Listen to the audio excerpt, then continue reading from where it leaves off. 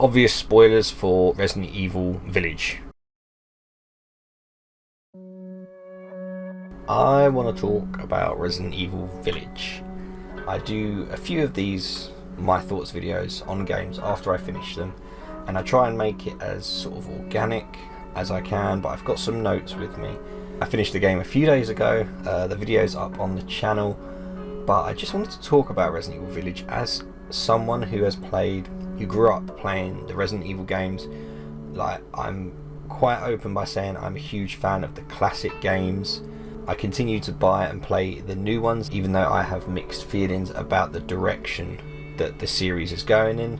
So I just want you to bear that in mind when I talk about Resident Evil, is that I am a fan of the older games. I'm also a fan of the remakes, and I enjoyed Resident Evil 7. I'll also be doing a video on Resident Evil 4, a script that I wrote a while ago about my mixed feelings about that game. So with all that in mind, let's actually get to it. Let's talk about Resident Evil 8, or Resident Evil Village. But yeah, let's start with the game's main strength for me, which is the action, like the combat, and just the overall gameplay, which straight up was very similar, I think, to that of Resident Evil 7. It maybe went a bit more action focused. You had your vast array of weapons, but it introduced Duke and the shopkeeper aspect that we had in Resident Evil 4. It done it slightly better this time, because Duke was canon, if you like, if that makes sense. Like, he was a part of the story in some way. Like, they left his like who he is or what he is, they left it up to sort of your imagination in a way, but they at least acknowledged the fact that he existed, unlike the merchant in Resident Evil 4, who was just a guy with a coat that sold you a crap ton of weapons and was just in the right place at the right time. But yeah, I enjoyed the combat overall. I thought it was pretty good. I think the gameplay is definitely its strongest suit, and the game definitely focused on action a lot more, rightly or wrongly or whatever. Now, the enemies were pretty varied throughout the game, I'd say. We had the Lycans, which were the de facto zombies of the game, and we had the castle skeletons, which were the sort of slower versions of those standard enemies.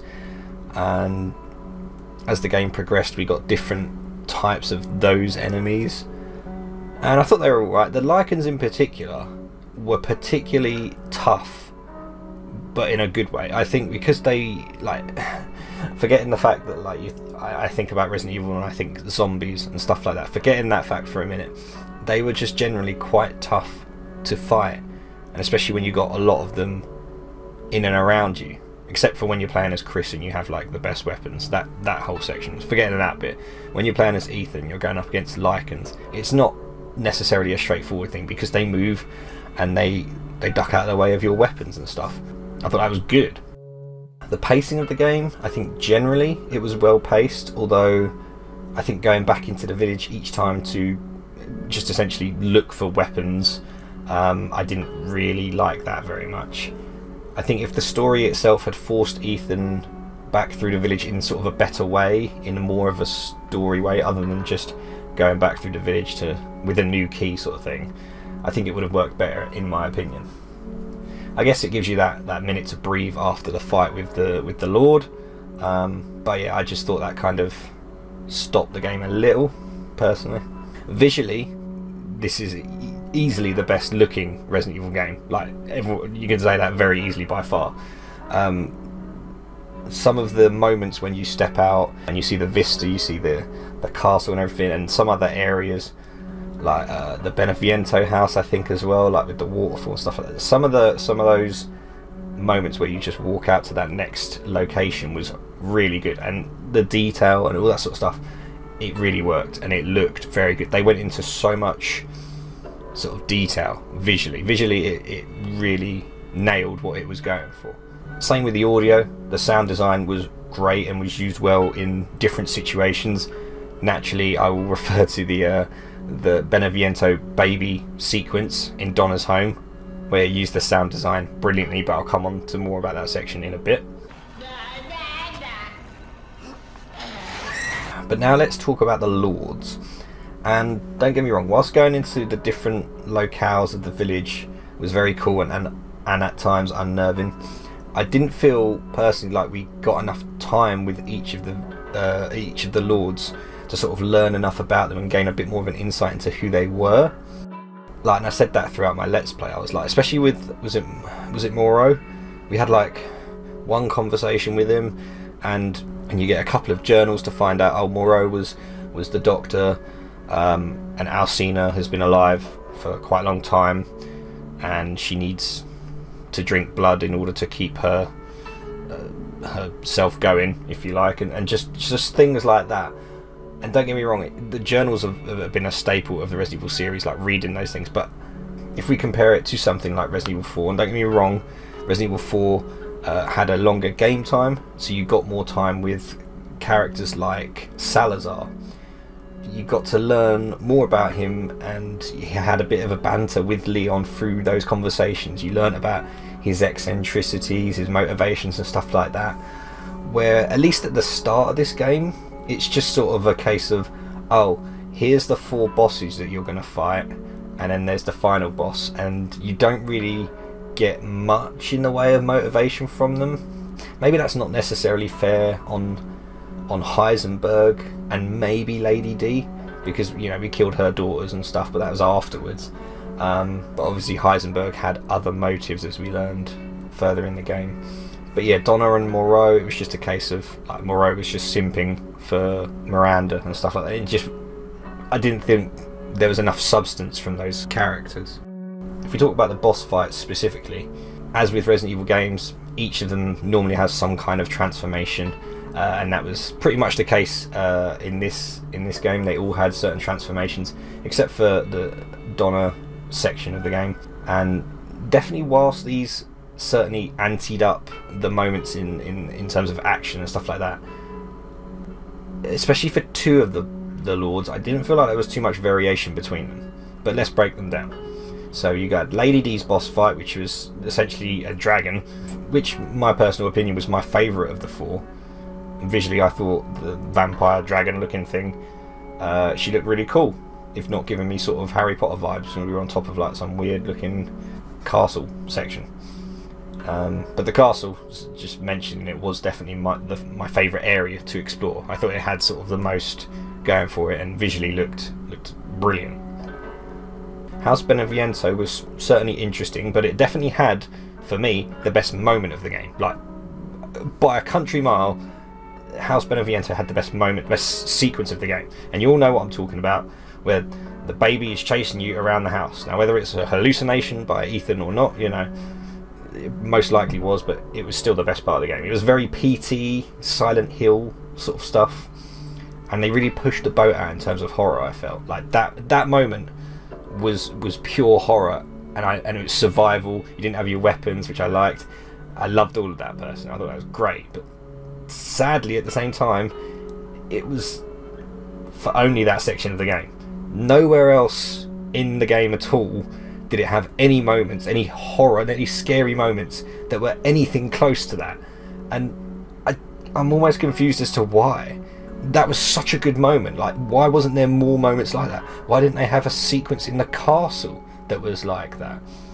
Why didn't they have some section in the reservoir and the factory? Like, there should have been, for me, more moments, more sequences like that, where it really got your heart pounding. But I know, again, the game clearly went for action over horror, and I guess that's coming from someone who really enjoys the horror of Resident Evil games, perhaps more so than the action. But yeah, basically, to sum that bit up, more disgusting baby monsters, please, Capcom, that'd be great. Now, if you'll watch my Let's Play, and I go through that sequence, so I'm certainly expecting a boss fight with Angie and Donna afterwards, and instead we get what is essentially us chasing her around the house, and it's not us stabbing her, it's Ethan. Essentially, we're not really doing anything, and it kind of fell flat. Like, after that really sort of brilliant horror sequence, I was expecting the boss battle and the big action bit, and we just stabbed Angie in the head with a pair of scissors, and it just, that moment kind of just went, oh, That's it. It kind of fell flat for me. So I think that was disappointing after that brilliant sequence that we had. Moving on to Morrow's area, which was relatively short, I thought, and his boss fight, it wasn't too dissimilar from Lady D's, aside from the fact that he wasn't flying around. You know, it had the same sort of type of weak spot that she had. You know, it had the weak humanoid part of him and slash her. Hers was on top of the dragon, and his was just slightly coming up outside of the mouth of the giant fish that he transformed into. And it, you know, it was fine. I thought there would have been much more variation, especially in an area where there was water. Like, it was a reservoir. I thought they were going to use it like a lot better. I thought the bit with the switches was okay, but I didn't really feel like I was ever too worried about getting eaten by him. I mean, in fairness, you know, I've played this on standard mode, and I'm going to play it on harder difficulties, like in my free time and stuff. And as I'm saying this sort of stuff, I would not be surprised if my thoughts on it change as I play the game over and over again, because that's kind of happened with Resident Evil 4 in the past. I played that game like 100 times. Heisenberg. Like, and personally, I really liked him as a character. I thought he was very good. I thought I'd done his voice very good when I read through his notes about Miranda as well, personally. His whole shtick, you know, was really cool. How he hates Miranda and he wants to kill her for essentially turning him into Magneto. I thought that was really good. And I probably liked him the most because he conversed with Ethan the most throughout the factory. You know, we found out about him and why he hates Miranda. And, you know, there was that chance when Ethan, you know, could have, you know, worked something out with him before Ethan decided to be an idiot and, you know, get himself thrown down that little hole in the floor. But hey. And Capcom, they've used Resident Evil 8 to really push the series into new horror genres and areas. You know, even classic horror when you think about werewolves and vampires. But I have to talk about the Heisenberg boss fight, because personally, I think that went one step too far. I can't. And you'll know this when if you watched my Let's Play and that particular boss fight with Heisenberg, I just thought it was ridiculous. Personally, I thought it was stupid. I just couldn't take it seriously.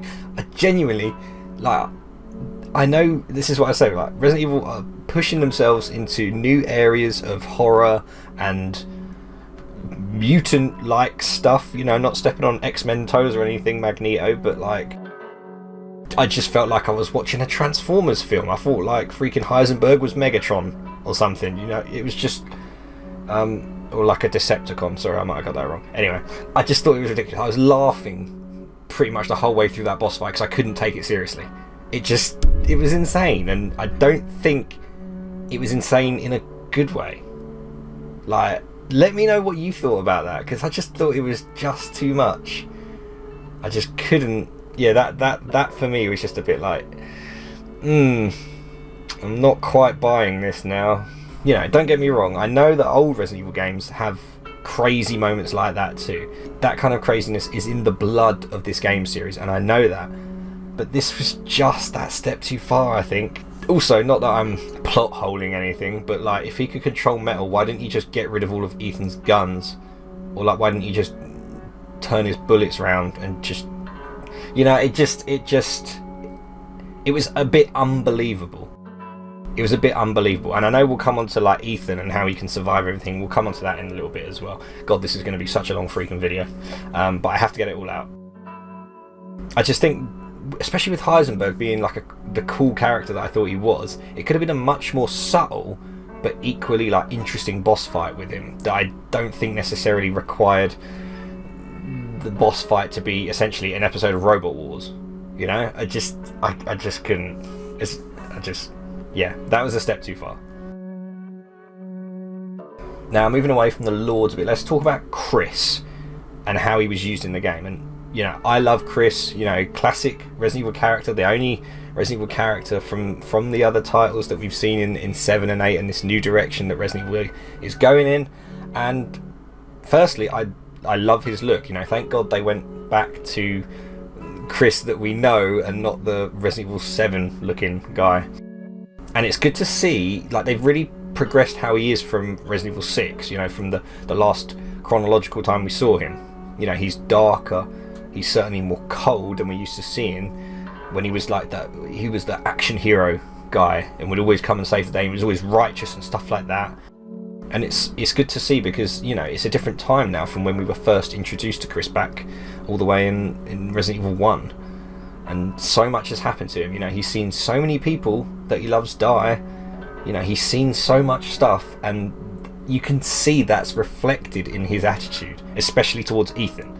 It really comes across like that. Chris didn't want to tell Ethan what was really going on because he didn't want Ethan to get hurt. And I was very surprised we got to play as him as well. You know, I didn't think that would happen, but as much as you know, it was cool to play as Chris, it was basically like playing a gauntlet in mercenaries mode, because you had, you know, your checkpoints with all the weapons and stuff like that, and then you were using that laser thing to blow up the yeah. It was a bit crazy, but it was fun. It was all action, and that's what that boulder punching guy is like now, you know. We even got the connections to Umbrella and classic Resident Evil when Chris saw the notes from Miranda and discovered who she was. You know, she was the mentor to Spencer, who founded Umbrella, and as we know from Resident Evil 5, died at the hands of Wesker. And Spencer visited this village and learned a lot from Miranda, who had been working on the mold to try and bring back her child who had died. Spencer took that inspiration and created the T-virus, the progenitor virus. And then the clever thing about it was that he took the symbols from the cave to create the Umbrella logo. And this was smart because it twisted what everyone thought when they first looked at it. They thought, oh, Umbrella have been here, you know, they've been doing stuff, but no.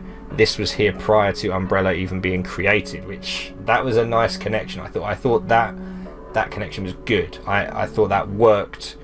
I thought it worked quite well. Yeah, I liked it.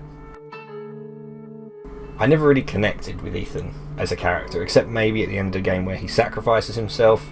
You know, it was a nice sort of moment, but on the whole, right from Resident Evil 7 through all this, I personally just struggled to take him seriously. I don't know if it was like the voice acting or if it was the fact that we never saw his face as Capcom. I guess they wanted to try and immerse you as the character, and obviously they wanted the first person horror aspects, and I get that, but it really didn't come off for me personally. You know, his little quips and reactions after boss fight in combat situations, I just thought they were kind of lame.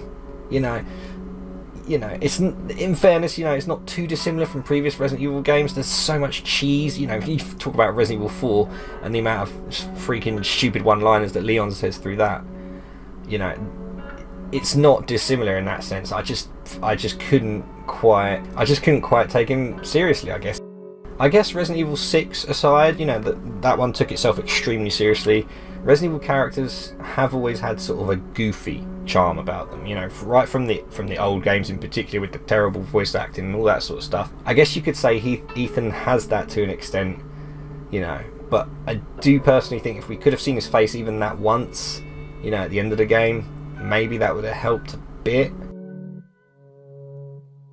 But you know, personally for me, on the whole, I never really got like Ethan as a whole, you know. On the whole, I just never really enjoyed Ethan. It was good though, because I got to blame him for whenever anything went wrong, like I got bit by a lichen or anything. That's an easy blame on Ethan there, you know. That's just that was easy. But the ending, we've got to talk about the ending and the big twist of the game, which I thought was really great actually. And it was that Ethan had died right back at the start of Resident Evil 7. You know, when he entered the Baker house, Miranda, after ripping our heart out, we're greeted by Evelyn, who tells us that Jack Baker had killed us, and everything that had happened since then was because, well, he was molded, essentially. The mold somehow recreated Ethan, and he is for some reason completely unaware of it. But we learned that the mold, upon killing someone, takes their consciousness, and I think think I've got this right, absorbs it into the mold. So in theory, if the mold exists, so does that person's consciousness.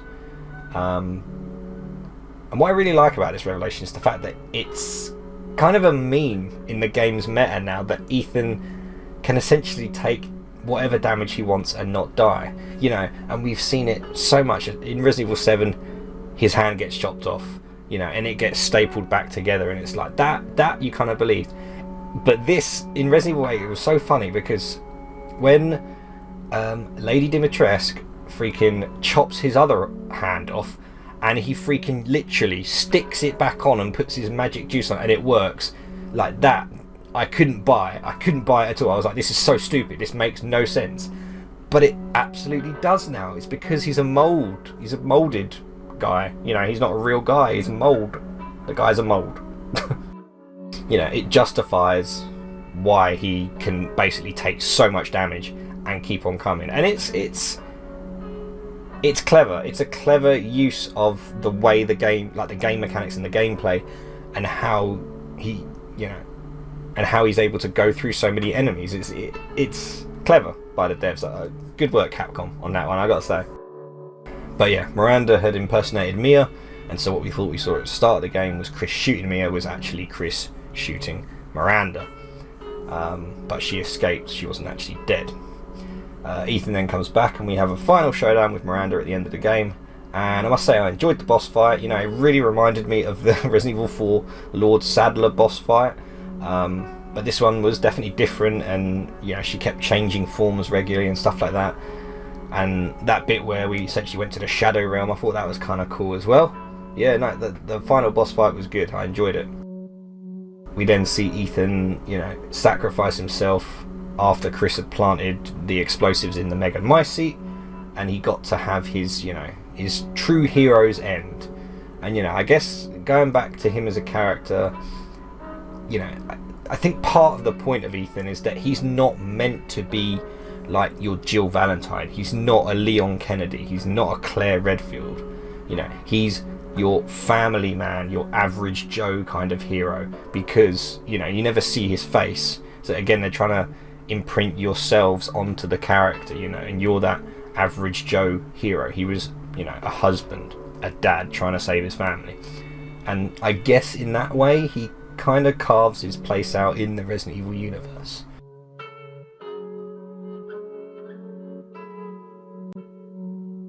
And then we got the post-credit scene, which I guess wraps sort of everything up, where we see Rose, you know, grown up, you know, whether through some sort of accelerated aging or, you know, this was quite far in the future as she was visiting Ethan's grave. We see that she has serious powers similar to that of Evelyn, and that the next game basically confirms we're playing as Rose and that Ethan's story is over. And I guess that could be interesting. The game, though, is now, the series is now delving into that territory of playing as a BOW, though. You know, you're Alice from the Resident Evil films, that sort of thing. And I'm not saying that it can't work, you know, playing as a character with abilities is certainly cool. Again, it's just not something that, I suppose aside from Resident Evil 6, the game has sort of done too much. But you know, again, it's Capcom continually like pushing the limits of where the franchise can go, and essentially nothing is off limits. They will go to every corner of horror in you know, in all of its entirety. You know, I look forward to where we start seeing some SCPs and some Lovecraftian stuff, you know. But yeah, they continue to push the limits, and you know, I'm going to see it through all the way. I want to know what's going to happen to Chris and everyone else. But in short, did I like Resident Evil Village? Yes, I did. And I would recommend that if you like your action and a teeny bit of horror, you should definitely get it for yourselves. For classic Resident Evil fans who maybe don't enjoy the newer ones so much, you may not enjoy this. For example, if you didn't enjoy 7, you're probably not going to enjoy this. But if you enjoyed 7, definitely get this. I thought it was fun, you know, it was a fun experience. And I do think I have similar views to it as I had with Resident Evil 4. When I first completed Resident Evil 4, I wasn't someone who thought it was like the best game in the series, you know, but I loved the action and its weird, goofy charm. It's very easy to compare Village to Resident Evil 4, as there was a huge amount of inspiration of 4 in this one, and you could see that anyway. Not just the fact that it was a village and stuff like that, but the bosses, the style. You know, there was a lot of inspiration to be seen. You could see it. And in terms of its place in the Resident Evil universe, and I'm talking about 7 and 8 together, honestly, in my head, I kind of feel like this was a story within the Resident Evil universe rather than a mainline game. Like Star Wars, I think of this and 7 like Rogue One, or like the Han Solo film. You know, rather than A New Hope. And I'm not crapping on the game again, but I'm someone who has grown up exploring this world of Resident Evil. You know, of zombies, familiar faces, and duos working together, teams, and seeing their relationships with each other progress whilst the world around them is burning. Maybe it's just me. Maybe I just miss those characters, you know. I miss Jill and Chris working together and the relationship they had. I miss Rebecca, Ada, Claire and Leon. I'm not saying that they should all come back in one giant expendable showdown game. I just think when you have crafted such an amazing set of characters that the fans love, you shouldn't let them go to waste. And yes, I know they did remakes for Resident Evil 2 and 3, and they're remaking Resident Evil 4, which I don't quite understand personally, because I'm really unclear how that's going to go. Why not Code Veronica? Code Veronica was a freaking amazing game. Remake that. There's some fans who are doing it anyway, but in any case, I think I just want to see what's next for the characters that we love. And I'm not saying that you shouldn't introduce new mainline characters like Ethan and Mia. I always feel like Mia sort of...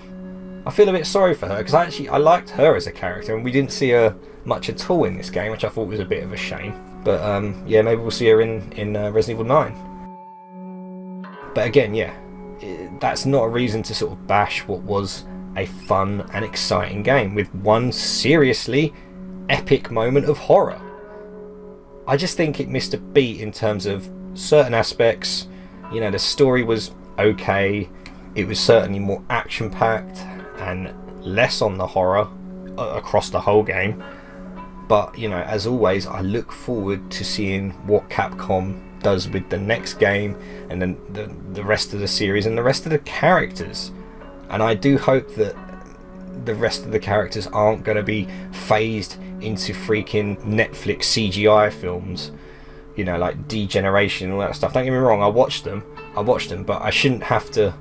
I want to play as those characters, you know. I don't want to just have to watch them on Netflix, and that's sort of the end of Leon and Claire and all of those guys. But yeah, that's just coming from a guy who grew up playing these old Resident Evil horror games, and I said it before, it's a fun game. Is it one of my favourites in the series? No. Like, I straight up say it, it's not one of my favourites. But 7 wasn't either, you know, and that's just, you know, my personal taste. You know, I enjoyed Resident Evil 1, you know, the Resident Evil 2, the remake for 2, Resident Evil 3, not the remake, unfortunately. You know, those were my favourites. And Resident Evil 4 is just some weird... it is one of my favourites, but at the same time it's not, and I'll come on to that in another video. But this video has already gone on for way too long, considering this is just my thoughts on it. I might cut some of this down. If anyone stayed to listen to it, thank you so much. Please let me know what you think of Resident Evil Village down in the comments. If you were someone that played the older games and grew up with them. If you weren't, tell me what Resident Evil game you came into the series with. Did you start with Resident Evil 7 just because, you know, that's the first one that you bought, you know? And if so, let me know what you think. Did you play the older games afterwards, and in your mind they might be sort of like well outdated and not enjoyable? But yeah, I want to know what you guys think, because the game itself has gone down extremely well. Like, its Metacritic and stuff like that, like all of its reviews and stuff, absolutely brilliant. Whilst I'd say it was good, it was a pretty good game, it definitely wasn't one of my favourites. So that's my thoughts on Resident Evil Village. Thank you so much for watching. I hope you enjoyed the video, and if you did, hit that like button for me, guys, because it really does help me out. And if you are new here, do feel free to hit that subscribe button, hit that notification bell, and check out some of the other videos I've got going on. Thank you all so much for listening, because my face is not on the camera. Have yourselves a fantastic day, and I will see you guys in the next video.